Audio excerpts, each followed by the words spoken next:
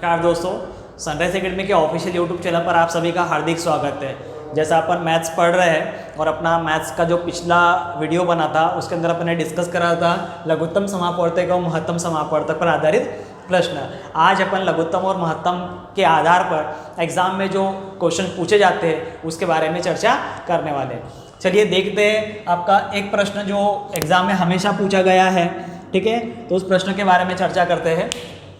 प्रश्न देख लीजिए यहाँ पर, वह न्यूनतम पूर्ण वर्ग संख्या क्या होगी जो 10, 20, 30 से पूर्णतः विभक्त हो। अब देखिए प्रश्न के अंदर आपको सबसे पहले ध्यान ये रखना है कि प्रश्न में दिया क्या है, ठीक है। प्रश्न में यहाँ पर दिया हुआ है वह न्यूनतम पूर्ण वर्ग संख्या, मतलब कोई ऐसी संख्या जो पूर्ण वर्ग के फॉर्म में हो। पूर्ण वर्ग के फॉर्म में मतलब 81 हो, आपका 81 हो, 100 हो, 900 हो, 1600 हो, ठीक है। ये सभी वर्ग है और ये पूर्ण वर्ग है, मतलब ये संख्या आपकी ऐसी प्राप्त होना चाहिए जो आपकी एक पूर्ण वर्ग हो। अब वह न्यूनतम पूर्ण वर्ग संख्या क्या होगी जो 10, 20, 30 से पूर्णतः विभक्त हो और उसे 10 से 20 से और 30 से पूरा का पूरा भाग जाना चाहिए। तो देखिए पूर्ण वर्ग के लिए जब भी प्रश्न आता है तो आपको कॉन्सेप्ट थोड़ा सा ध्यान रखना है। इसके अंदर कुछ कॉन्सेप्ट है जो आपको प्रश्न करने में बहुत हेल्प करेगा। चलिए देखते हैं प्रश्न कैसे करना है। तो सबसे पहले आपका हमेशा का जो प्रोसेस है लघुत्तम निकालने वाला वो आप निकाल लोगे। तो देखिए यहाँ पर पहले 2 से भाग देंगे, 2 पंचे 10, 10 बार गया, 15 बार गया। फिर कैसे करोगे 2 से 5, 2 पंचे 10, 15। फिर 3 से करोगे, 3 5 15, 5 as it is, 5 as it is. फिर 5 से करोगे 1 1, ठीक है। यहाँ तक तो आप पहले वीडियो से करते हुए आ रहे हो, देख चुके हैं कैसे करना है। अपन ने पिछले वीडियो में भी इसी प्रकार से लघुत्तम निकालना सीखा था। अब देखिए यहाँ पर आपको पूर्ण वर्ग के बारे में ध्यान रखना है। पूर्ण वर्ग, तो यहाँ पर जो भी गुणनखंड दिख रहे हैं, यहाँ पर जो भी गुणनखंड दिख रहे हैं वो वर्ग के फॉर्म में बनना चाहिए। अब वर्ग के फॉर्म में कैसे बनना चाहिए, तो देखिए यहाँ पर देखिए 2 गुणित 2 हो रहा है, तो 2 का वर्ग तो हो चुका है। अब 3 अकेला है, 5 अकेला है, तो यहाँ पर जो भी संख्या वर्ग बनने के लिए कम पड़ रही है, जो भी संख्या वर्ग बनने के लिए कम पड़ रही है उसमें एक संख्या आप अपने पास से डालोगे। तो देखिए 3 अकेला है तो मैंने यहाँ पर क्या करा, 1 3 दे दिया तो ये 3 का वर्ग हो गया। या 1 5 है तो मैंने 1 5 अपने पास से डाल दिया तो ये हो गया 5 का वर्ग, मतलब 5 5 5 का वर्ग हो गया। अब आपको इन वर्गों का आपस में क्या कर लेना है, गुणा कर लेना है। तो देखिए 2 का वर्ग गुणित में 3 का वर्ग गुणित में 5 का वर्ग। 2 का वर्ग कितना होता है 4, 3 का वर्ग 9, 5 का वर्ग कितना होता है 25 होता है। अब गुणा कीजिए तो 25 चौक 100, 100 इंटू 9 कितना हो जाएगा 900। अब 900 वर्ग दिख रहा है आपको, बिल्कुल ये पूर्ण वर्ग है, ठीक है। तो आपका आंसर क्या होगा इस प्रश्न का 900। क्लियर हुआ, ये पूर्ण वर्ग पर आधारित प्रश्न था आपका, समझ में आया होगा सभी को। चलिए अगले प्रश्न की बात करते हैं। यही का एक क्वेश्चन है, डेटा चेंज कर देते हैं कि वह न्यूनतम पूर्ण वर्ग संख्या क्या होगी, वह न्यूनतम पूर्ण वर्ग संख्या क्या होगी जो 12, 24, 18 से पूर्णतः विभक्त हो। 12, 24, 18 से पूर्णतः विभक्त हो, ठीक। तो पहला स्टेप आपका क्या रहेगा, इसका आप क्या फाइंड आउट करोगे, लघुत्तम समापवर्तक। तो 12, 24, 18, ठीक है। अब बोलिए कैसे भाग दोगे, 2 से भाग देंगे सबसे पहले। तो बोलिए 2 छंग 12, ये आपका 12 बार जाएगा, 2 नाम 18, ठीक है। फिर आगे बोलिए कैसे भाग दोगे, 2 से दोगे, 2 तिया 6, 2 छंग 12, 9। फिर कैसे दोगे, 2 से फिर दोगे, ठीक है। देखिए 2 नाम 18 हो गया। फिर 2 3 तो एज इट इज़ रहेगा, 2 तिया 6, 9 एज इट इज़ रहेगा। फिर 3 से दे दो, 3 एकम 3, 3 एकम 3, 3 तिया 9। फिर 3 से दे दीजिए, 3 एकम 3। आपको आखिरी तक जब जब एक एक ना आए तब तक क्या करना है, गुणनखंड करते रहना है। क्लियर हुआ। अब देखिए यहाँ पर 2 का वर्ग बन रहा है आपस में, जो 2 बार 2 दिख रहे हैं। यहाँ पर 2 अकेला है, 5 से डाल दीजिए, 2 का वर्ग हो गया। 3 अकेला है, 5 से डाल दीजिए, 3 का वर्ग हो गया। 3 अकेला दिख रहा है, सॉरी ये 3 का वर्ग आपस में हो जाएगा। क्योंकि देखिए दो दो दिख रहे थे, 2 का वर्ग, 3 2 बार दिख रहे हैं तो 3 का वर्ग, और यहाँ पर 2 अकेला था, 1 2 अपने पास से अपन ने डाल दिया। अब क्या करोगे, तो 2 का वर्ग, ठीक है, फिर यहाँ पर 2 का वर्ग और फिर यहाँ पर 3 का वर्ग। क्लियर हो रहा है सभी को? ठीक है, चलिए अब आगे देखते हैं। तो 2 का वर्ग कितना हो जाएगा, 4, 2 का वर्ग 4 और 3 दिया 9। ठीक है, अब देखिए 4 चौक 16, 16 नाम कितना होता है 144, 16 नाम कितना होता है 144। अब 144 काय का वर्ग होता है, ये 12 का वर्ग होता है। तो आपके पास में न्यूनतम पूर्ण वर्ग संख्या मिल गई। देखिए 12 पूरा का पूरा वर्ग है, क्लियर हो रहा है, 12 पूरा का पूरा वर्ग, सॉरी 144 पूरा का पूरा वर्ग मिल गया। तो इस क्वेश्चन का आंसर क्या होगा 144। क्लियर हुआ, न्यूनतम पूर्ण वर्ग संख्या के लिए ये प्रश्न पूछा गया था। ठीक है, कॉन्सेप्ट सबको समझ में आया होगा। चलिए अब अगले प्रश्न की बात करते हैं अपन।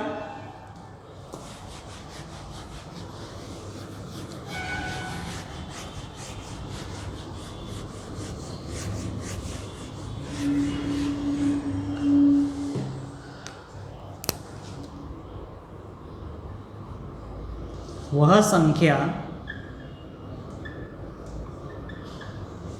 संख्या क्या होगी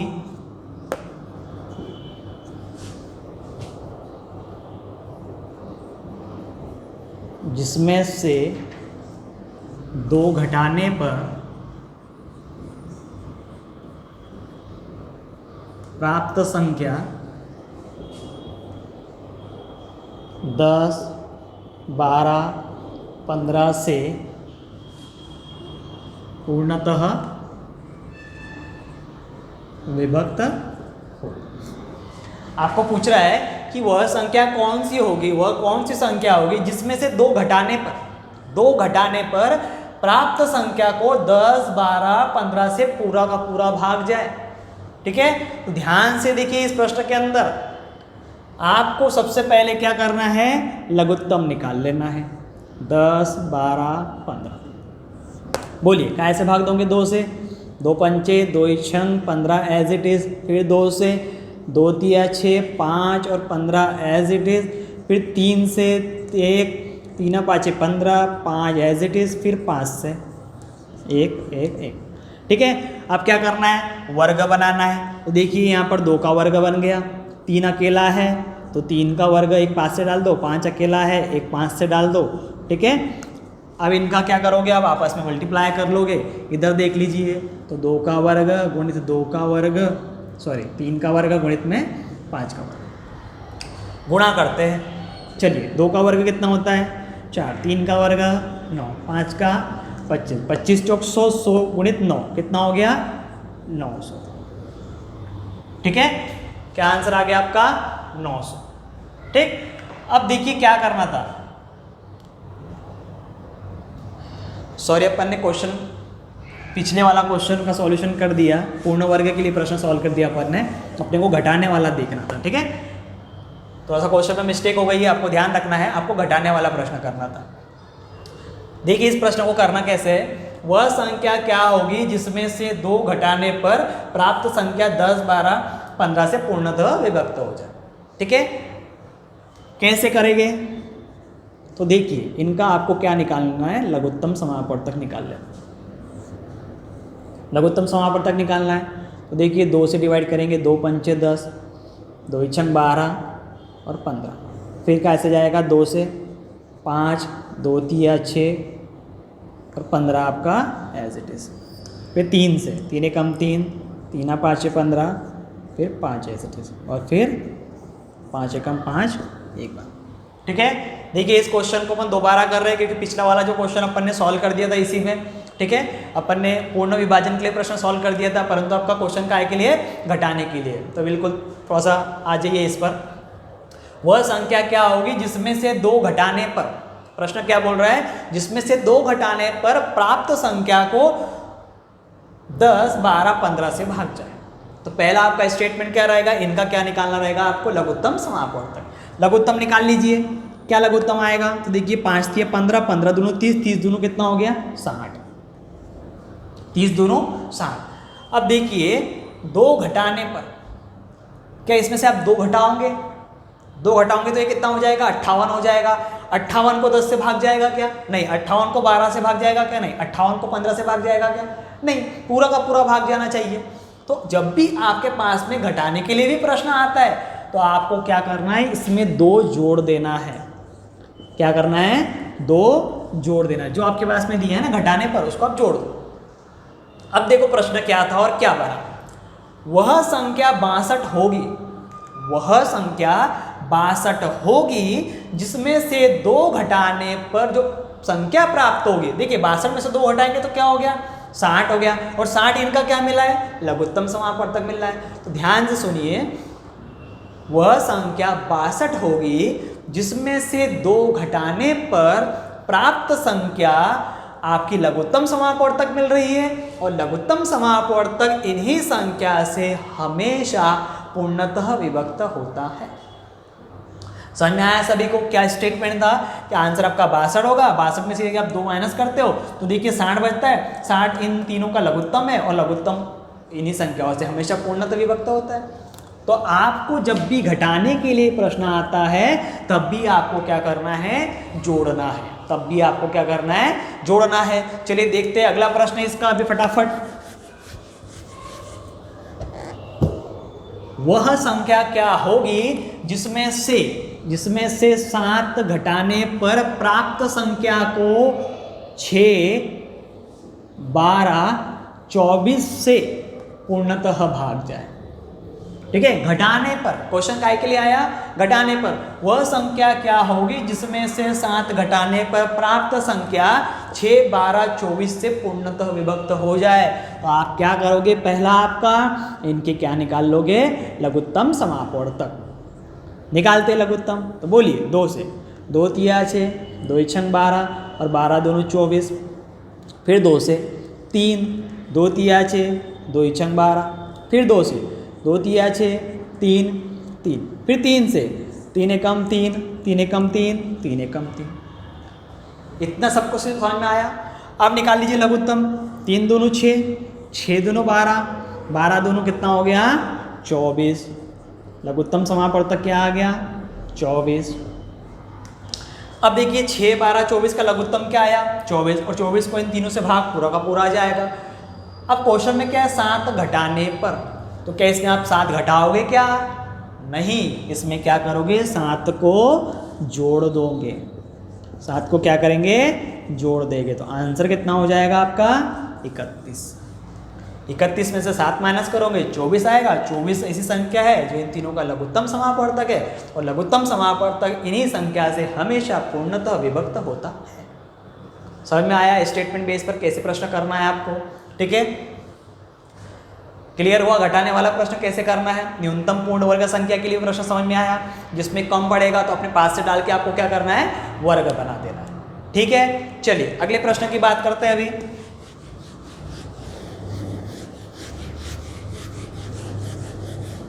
देखिए एक फॉर्मूला होता है, फॉर्मूला ध्यान से पढ़ लीजिए। पहली संख्या गुणित दूसरी संख्या बराबर लघुत्तम समापवर्तक गुणित महत्तम समापवर्तक।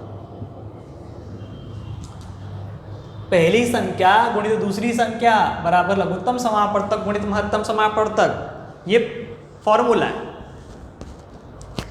अब इस फॉर्मूले के आधार पर प्रश्न बनता है। कैसे प्रश्न बनेगा आपका, तो ध्यान से देखिए प्रश्न कैसे बनेगा आपका। संख्याओं का लघुत्तम समापवर्तक एवं महत्तम समापवर्तक आपको दिया हुआ रहेगा। प्रश्न देख लीजिए, दी हुई संख्याओं का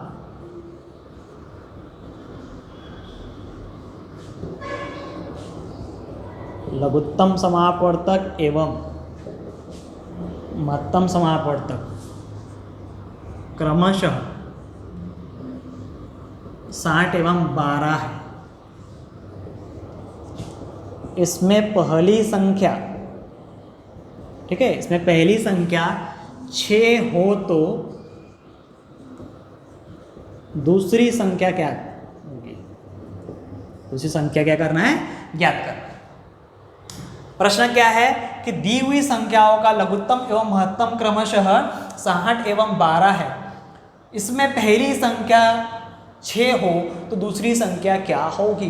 प्रश्न में देखिए आपको लघुत्तम भी दे रखा है, महत्तम भी दे रखा है, आपको पहली संख्या दे रखी है, आपको दूसरी संख्या पूछ रहा है। तो फॉर्मूला क्या होता है, पहली संख्या गुणित दूसरी संख्या बराबर लघुत्तम समापवर्तक गुणित महत्तम समापवर्तक। तो इसी फॉर्मूले में आपको ये वैल्यू उठाकर रखनी है। तो देखिए पहली संख्या क्या है 6, दूसरी संख्या है क्या, नहीं है, लघुत्तम कितना है 60, महत्तम कितना है 12। खत्म हो गया प्रश्न, यहीं पर है आपका। काट लीजिए इसको, 6 कम 6, ये कितनी बार कट जाएगा 10 बार। तो दूसरी संख्या आपकी क्या हो जाएगी 120 हो जाएगी। दूसरी संख्या क्या हो जाएगी आपकी 120 हो जाएगी। क्लियर हो रहा है।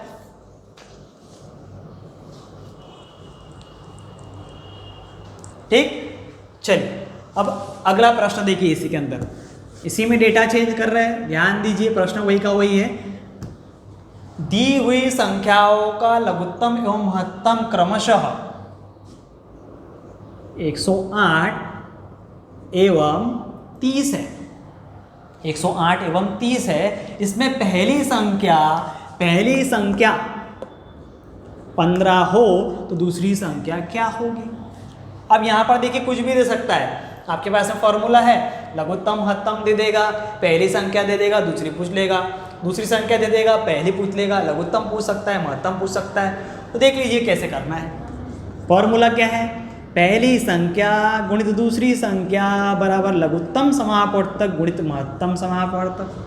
ठीक है, काट लीजिए, 15 एकम 15, 15 दूनो 30। तो संख्या क्या हो जाएगी आपका 8 दूनो 16 की 6, 1 216। आपका आंसर क्या हो जाएगा 216। फॉर्मूला सबको समझ में आ रहा है। फॉर्मूला क्या है, लघुत्तम समापवर्तक गुणित महत्तम समापवर्तक बराबर पहली संख्या गुणित में दूसरी संख्या। फॉर्मूला क्लियर हुआ, क्वेश्चन क्लियर हुआ। अब इसी पर आधारित जो दूसरे प्रकार का प्रश्न पूछा जाता है उसके बारे में बात करते हैं। ठीक है, चलिए देखते हैं।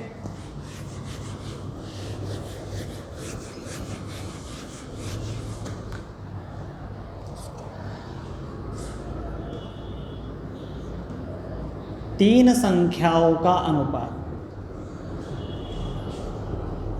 तीन संख्याओं का अनुपात क्रमशः 1:2:3 है। यदि महत्तम समापवर्तक 6 हो तो संख्याएं क्या होगी। आपको यहां पर क्या ज्ञात करना है, संख्याएं ज्ञात करनी है। क्वेश्चन क्या है, तीन संख्याओं का अनुपात क्रमशः 1:2:3 है। यदि महत्तम 6 हो तो संख्या क्या होगी। अनुपात वाला कॉन्सेप्ट देखिए, जब भी संख्या है अनुपात में होती है 1:2:3, जब भी संख्या अनुपात में होती है तो इनको पूर्ण संख्या बनाने के लिए x का आपस में गुणा किया जाता है। मतलब आपका क्या हो जाएगा x, 2x और ये कितना हो जाएगा 3x। अब ये संख्या अनुपात में थी, अब ये संख्याओं का अनुपात हो गया। अब आपके पास में महत्तम कितना दे रखा है 6 दे रखा है और पूछ रहा क्या है, संख्याएं पूछ रहा है। तो आपको क्या करना है, जो ये x होता है, जो आपने x माना, जो ये x है, यही x आपका क्या होता है महत्तम समापवर्तक। जो आपने x माना यही x आपका क्या होता है महत्तम समापवर्तक होता है। तो अब इस 6 को उठाकर डायरेक्ट यहाँ रख दीजिए, आंसर कितना हो जाएगा देखिए 6 कम 6, 6 दूनो 12, 6 तिया 18। तो संख्याएं क्या आ जाएगी आपके पास में, संख्या क्या आ गई 6, 12, 18। संख्या क्या आ गई 6, 12, 18। ध्यान से देखिए करना क्या था, आपके पास में संख्याओं का अनुपात दिया हुआ था, अनुपात के बाद में आपको महत्तम दिया था 6 और संख्याएं ज्ञात करने के लिए कहा गया था। तो आपको क्या करना था, संख्याओं के अनुपात में आपको x का गुणा करना था, x का गुणा करने के बाद में जो x का आप गुणा कर रहे हो वही x आपका क्या था, वही x आपका महत्तम समापवर्तक होता है। और महत्तम आपके पास में 6 दे रखा था और वही 6 को आपने इनकी जगह पुट करके संख्याएं निकाल दी। क्या निकाल दी? संख्याएं निकाल दी। क्लियर हुआ सभी को? समझ में आया? चलिए अगला प्रश्न देखते हैं। 3 संख्याओं का अनुपात 4:7:3 है। यदि महत्तम समापवर्तक 2 हो, यदि महत्तम समापवर्तक 2 हो तो संख्या क्या होगी? देखिए मैंने यहाँ पर चेंजेस किया है और यहाँ पर चेंजेस करा है। संख्याओं का अनुपात दे रहा है 4:7:3 और आपको महत्तम दे रहा है 2, आपको संख्याएं पूछ रहा है। अगर आपको कॉन्सेप्ट क्लियर हो चुका है तो आप ओरली यहाँ पर मल्टीप्लाई करके भी आंसर बता सकते हो। तो कैसे आंसर बताओगे? देखिए 4x 7x 3x direct multiply करते हैं। 4 दूनो 8, 7 दूनो 14 और 3 दूनो 6 आपका क्या हो जाएगा? आंसर। आपका क्या हो जाएगा? आंसर। आप यहाँ x मानने वाले थे, x की जगह आपने 2 डायरेक्ट पुट कर दिया और सीधा मल्टीप्लाई कर दिया तो आपके पास में संख्या क्या हो गई? अब यदि इसी प्रश्न को आगे बढ़ाया जाए, इसी प्रश्न को आगे बढ़ाया जाए कि 3 संख्याओं का अनुपात 4:7:3 है, उनका महत्तम 2 है, संख्याएं क्या होगी एवं लघुत्तम समापवर्तक क्या हो? प्रश्न क्या हो सकता है आगे और कि लघुत्तम समापवर्तक क्या होगा? कोई दिक्कत नहीं है, कोई दिक्कत नहीं। आपको क्या निकालना है? लघुत्तम समापवर्तक निकालना है। क्या करोगे? लघुत्तम निकालना है, कोई दिक्कत नहीं है। आपको क्या करना है? पहले संख्याएं निकाल लेनी है, पहले संख्याएं निकाल लेनी है और इन संख्याओं को क्या करना है? आपको लघुत्तम निकालना है, क्योंकि संख्या आएगी जब ही तो लघुत्तम निकलेगा। ठीक है, चलिए बोलिए। 2 से 2 चौक 8, 2 7 14, 2 तिया 6। फिर बोलिए 2 से 2 दूनो 4, 7 का 7, 3 का 3। फिर 2 से 1 7 3, फिर 3 से 1 7 1, फिर 7 से। ठीक है, अब गुणा करना है तो 2 दूनो 4, 4 दूनो 8। ठीक है, 8 तिया कितना हो गया? 24। 8 तिया कितना हो गया? 24। 24 गुणित में कितना हो जाएगा? 7। 8 तिया 24 गुणित में कितना हो गया? 7 हो गया। कर लीजिए गुणा। तो 7 चौक 28, 8 2 7 दूनो 14 और 2 कितना हो जाएगा? 16। तो आंसर कितना हो जाएगा? 168। मतलब इन तीनों संख्याओं का लघुत्तम कितना हो जाएगा? 168। क्लियर हुआ? समझ में आया सभी को? कॉन्सेप्ट क्लियर होते चल रहे हैं? ठीक है, चलिए अब अगले टाइप का प्रश्न देखते हैं। क्वेश्चन देखने पर आपको लगेगा कि बहुत कॉम्प्लिकेटेड है, परंतु एक बार आप कॉन्सेप्ट समझ लीजिए, आप ओरली आंसर निकाल सकते हो। मैं एक बार आपको बेसिक बता देता हूँ क्वेश्चन का, फिर आप ओरल भी आंसर को कर सकते हैं। तो देखिए 10a² b² c 12ab³ c 15abc²। इसका आपको क्या करना है? लघुत्तम समापवर्तक निकालना है। क्या निकालना है? इसका लघुत्तम समापवर्तक निकालना है। अब काफ़ी लोग बोलेंगे सर आज तक तो हमने संख्याओं का लघुत्तम निकालना देखा है, ये ABCD कहाँ से बीच में आ गई? अब इस ABCD का क्या करें? तो इस ABCD का भी लघुत्तम समापवर्तक निकल सकता है। बस थोड़ा सा ध्यान दीजिए, एक बार कॉन्सेप्ट अगर क्लियर हो जाएगा तो आप बिल्कुल आराम से इस क्वेश्चन को ओरल ही कर सकते हो। ठीक, चलिए सबसे पहले आपको क्या करना है?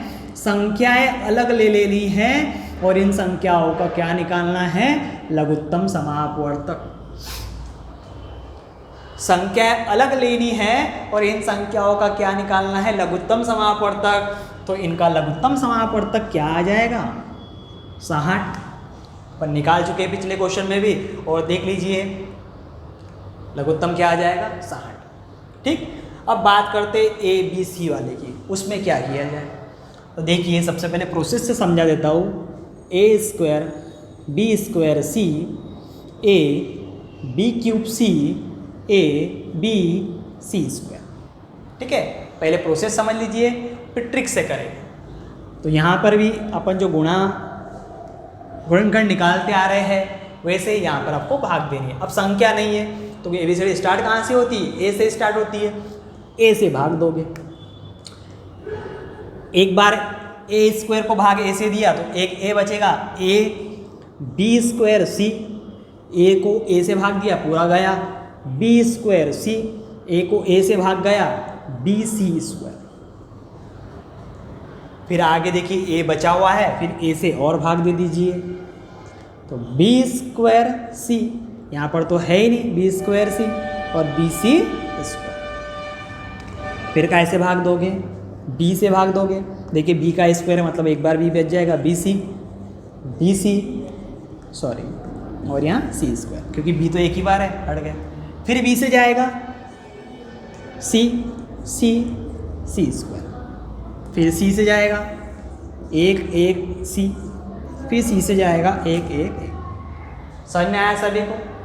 अब क्या करोगे? गुणा करोगे तो यहाँ ए स्क्वायर, इनका बी स्क्वायर, इनका सी स्क्वायर, तो इसका लघुत्तम कितना हो जाएगा? ए square B square C square, और संख्याओं का लघुत्तम 60 क्योंकि आगे संख्या भी है, तो इसका आंसर कितना हो जाएगा? 60 ए square B square C square. समझ में आया? आपको क्या करना है? इस फॉर्म में इस क्वेश्चन को करना है। अब ध्यान दीजिए आपके पास में आंसर क्या, देखिए लघुत्तम तो संख्या का आप इजीली निकाल लोगे। अब यहाँ देखिए A square B square C square, यहाँ देखिए A square B square C, A B cube C, A B C square. Clear हो रहा है? अब देखिए अब क्या करोगे? तो यहाँ पर आपको ध्यान क्या रखना है? यहाँ पर ध्यान रखना है कि जिस संख्या की पावर सबसे बड़ी होगी, जिस संख्या की पावर सबसे बड़ी होगी वो आपका क्या हो जाएगा? 2 कर लीजिए, वो आपका क्या हो जाएगा? लघुत्तम समापवर्तक। जिन संख्या की पावर सबसे बड़ी होगी वो आपका क्या हो जाएगा? लघुत्तम समापवर्तक। देखिए यहाँ पर भी ए है, यहाँ पर भी ए है, यहाँ पर भी है, तो ए की घात 2 सबसे बड़ा दिख रहा है तो एक बार ले ली। बी है बी की घात 2 कॉमन ले लिया, सी स्क्वायर सी की घात 2। मतलब आपको क्या करना है? तीनों संख्या में जो संख्या की घात सबसे बड़ी दिख रही है वो संख्या आपको ले लेनी है, वही संख्या आपकी क्या होगी? लघुत्तम समापवर्तक होगी। वही संख्या आपकी क्या होगी? लघुत्तम समापवर्तक होगी। क्लियर हुआ सभी को? अब देखिए इस क्वेश्चन को बिल्कुल शॉर्ट में कैसे करोगे, समझ गए होगे तो इजीली कर डालोगे। चलिए 6 ABC 12 AB स्क्वायर सी 24 AB स्क्वायर सी क्यूब, यहाँ ए स्क्वायर कर लेते हैं। सबसे पहले संख्याओं का लघुत्तम 6, 12 और 24। तो देखिए 6, 12, 24, इसका लघुत्तम कितना हो जाएगा? इसका लघुत्तम हो जाएगा 12। इनका लघुत्तम क्या होगा? संख्या होगा 12। अब आपको काय का लघुत्तम निकालना है? A square B C, A B square C, A B square C cube. तो अपन ने क्या देखा कि जब भी लघुत्तम निकालने की बात आए तो जिसकी घात सबसे बड़ी होगी वो आपको क्या करना है? कॉमन ले लेना है। तो देखिए यहाँ पर ए है, ए स्क्वायर है, ए है और ए है, तो यहाँ से आपने कॉमन क्या लिया? A square. B square B square, तो बी स्क्वायर सबसे बड़ा दिख रहा है। सी क्यूब, तो यहाँ आ गया सी का क्यूब। तो आपके पास में लघुत्तम समापवर्तक क्या हो जाता है इस प्रश्न का?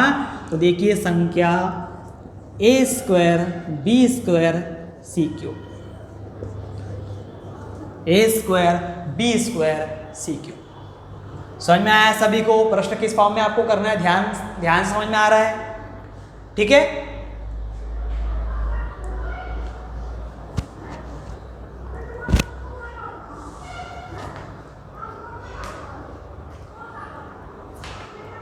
चलिए अगले प्रश्न की बात करते हैं। अभी ये सभी को समझ में आया होगा। चलिए आगे देखते हैं।